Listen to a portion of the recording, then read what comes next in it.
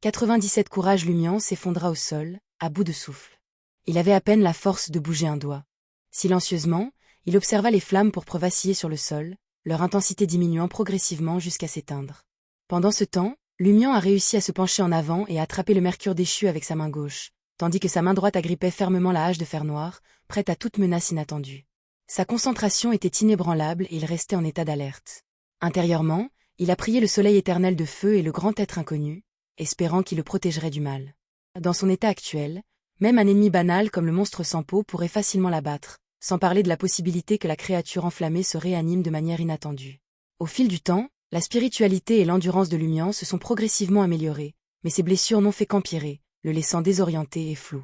Les chasseurs doivent être prudents, pondérés et patients, capables d'utiliser leur environnement à leur avantage. Il leur faut surtout du courage. Le courage d'affronter l'inattendu, de persévérer face à la crise, de s'armer quand l'évasion semble impossible et de trouver un chemin pour sortir des griffes de la mort. Distrait par ses pensées, Lumian eut soudain l'impression que la potion de chasseur qui le traversait avait été complètement absorbée. C'était comme si une barrière s'était brisée et qu'une petite étincelle avait fusionné avec chaque fibre de son être.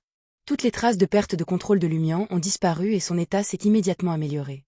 Lentement, il se leva et poussa un léger soupir. Je l'ai en fait digéré. Cela signifiait qu'il était prêt pour la prochaine potion. Lumian, serrant le poignard noir en éteint dans sa main gauche bandée, scruta les environs. Parfois, il se concentrait sur les restes du monstre enflammé, attendant patiemment l'apparition des caractéristiques du Beyondé. Contrairement à la transformation rapide du monstre fusil de chasse, Lumian a attendu une demi-heure. Il se demanda si le monstre enflammé vivait encore et s'il devait le frapper encore quelques fois. Finalement, sur le point de s'effondrer à cause de ses blessures, des étincelles rouges jaillirent du corps du monstre. Telles des lucioles, elles ont envahi le cadavre avant de se fondre progressivement en un objet écarlate ressemblant à un cœur. Le cœur palpitait. Sa surface était percée d'innombrables petits trous, d'où s'échappaient des flammes indistinctes. Est-ce l'ingrédient principal de la potion pyromane? Pensa Lumian en se penchant pour le ramasser. Une douleur brûlante irradiait de sa paume directement vers son esprit, lui donnant instinctivement envie de jeter le cœur pour échapper à l'agonie. Heureusement, la peau de Lumian avait été engourdie par les brûlures du monstre enflammé, lui permettant à peine de tolérer la douleur relativement mineure. Il a essayé d'envelopper le cœur dans une bande de tissu, mais cela a instantanément incinéré le tissu, le réduisant en cendres. Après un moment de réflexion, Lumian posa l'ingrédient Beyondé sur le sol, enveloppa le mercure déchu dans le tissu noir restant et l'attacha à sa taille. Ensuite, il a vidé le contenu du sac en tissu contenant les balles en plomb dans sa poche. Il a ensuite rempli le sac à moitié avec de la terre de la zone avant de le jeter dans le cœur couronné de flammes. Mais Lumian ne s'est pas arrêté là. Il a continué à pelleter de la terre dans le sac jusqu'à ce que le cœur soit entièrement recouvert de couches de terre inflammable. Expirant, il porta le sac jusqu'au bord des ruines, réfléchissant à un problème récemment découvert. Je ne suis qu'une séquence 9, et c'est l'ingrédient principal du pyromane de la séquence 7 correspondant. Je ne peux pas simplement passer à la séquence 7, n'est-ce pas? Cela va me faire perdre le contrôle. Au départ, je pensais que le monstre enflammé donnerait les caractéristiques pyromane, provoqué et hunter Beyondé, mais tout cela est mélangé. Incertain de ce qu'il fallait faire, Lumian s'éloigna en trébuchant. Miraculeusement, il n'a pas rencontré un seul monstre sur le chemin du retour. Dans son état d'affaiblissement, toute confrontation aurait été un désastre. Son seul espoir était de s'appuyer sur sa fine observation et ses sens aiguisés pour détecter rapidement le danger et l'éviter. Après un temps indéterminé, Lumian quitta les ruines du rêve et traversa la nature aride pour revenir à sa demeure semi-souterraine à 2 étages. Laborieusement, il monta au 2e étage et sortit le mercure déchu, le sac en tissu contenant l'ingrédient pyromane et la hache noire de fer. Il les posa sur la table de chevet ou les jeta par terre avant de tituber vers le grand miroir encastré dans l'armoire. Dans le miroir, Lumian vit son visage pâle et fantomatique, marqué par des cicatrices de flammes et de légères taches noires argentées sur sa peau. Ses yeux bleus brillaient d'une teinte argentée illusoire, entrelacés d'obscurité. C'était le signe qu'il avait subi de graves blessures et qu'il avait presque perdu le contrôle. Sans son avantage sur le terrain dans les ruines de rêve ou l'acquisition de Fallen Mercury et d'Invisibility, Lumian n'aurait eu aucune chance de vaincre le monstre enflammé. Grignotant de la viande séchée et du fromage pour apaiser la faim intense laissée par sa possession, il s'effondra sur le lit. Il avait désespérément besoin de revenir à la réalité et de se reposer un moment, permettant à son corps de récupérer rapidement. La lumière du soleil transperçait les rideaux, projetant dans la chambre une douce lueur qui mettait en valeur le bureau d'Aurore, encombré de documents de référence, de cahiers de lecture et de piles de manuscrits. Il a également illuminé une armoire remplie de robes et un magnifique miroir intégral.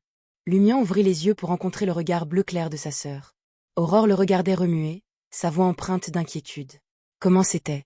Est-ce que tout va bien?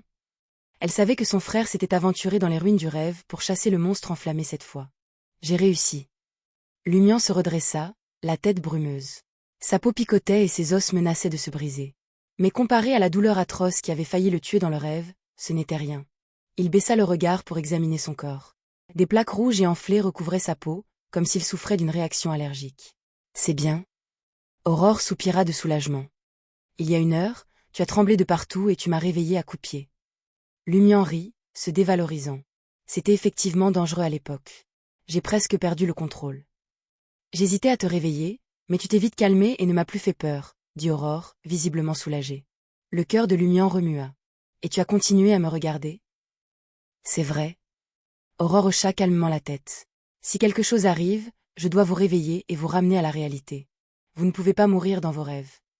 Lumian sentit soudain la douleur, la lutte et la peur de presque mourir dans son rêve se dissiper, remplacés par un courant chaud jaillissant des profondeurs de son cœur. Il a demandé, presque sans réfléchir. Tu ne t'es pas réveillé parce que je t'ai donné un coup de pied, n'est-ce pas? Tu n'as pas dormi du tout, n'est-ce pas? Aurore sourit et dit, c'était mon plan initial, mais vu combien de temps il devrait attendre ce monstre, et comment je viens de terminer mon devoir de nuit, si je ne rattrapais pas mon sommeil, je serais certainement hébété plus tard. Ce serait facile pour moi de faire une erreur et de ne pas te réveiller à temps. Alors, j'ai décidé de mettre la main sur toi et d'en profiter pour dormir un peu. De cette façon, je serai capable de sentir n'importe quel mouvement et de me réveiller rapidement. Et, tu m'as effectivement donné un coup de pied. Tout en parlant, elle a pointé son mollet droit, où une ecchymose visible s'était formée. Avant que Lumian ne puisse répondre, elle a demandé, dites-moi les détails. Réprimant sa voix, Lumian raconta son calvaire, décrivant comment il avait endu le piège, tendu une embuscade au monstre et comment ses vêtements avaient pris feu. Incapable de devenir invisible, il n'avait d'autre choix que de fuir dans le sous-sol et d'activer pleinement le symbole de l'épine noire avec cogitation. Aurore écoutait attentivement, son expression trahissant parfois son inquiétude face à la situation périlleuse de son frère. C'était le genre de personne qui se plongeait facilement dans les histoires. Alors que l'histoire touchait à sa fin, Lumian souleva une question. Comment puis-je séparer la caractéristique provoquée de la caractéristique pyromaniaque Beyondé? Il ne savait pas où trouver la formule de la potion. Aurore réfléchit un instant et dit, je ne sais pas comment les séparer. J'ai seulement entendu dire que vous pourriez avoir besoin de l'aide d'un Beyondé de haut niveau pour une telle situation. Un demi-dieu? Devina Lumian. Il ne connaissait probablement que 3 personnes qui avaient atteint la séquence 4, l'énigmatique dame, Madame Puali, et celle allongée dans le cercueil de la tombe. Je pense que oui. En fait, vous n'avez pas à vous inquiéter. Je soupçonne que la mystérieuse dame viendra bientôt vers vous et vous apportera de l'aide. Elle apparaît toujours à des moments critiques de votre croissance. Cette fois-ci ne devrait pas faire exception. Après tout, la boucle n'a pas été résolue et le secret des ruines du rêve reste enfermé. Allez à Well Taverne pour la trouver? Lumian fronça les sourcils. Leur accord avec Ryan et les autres était d'éviter de sortir autant que possible.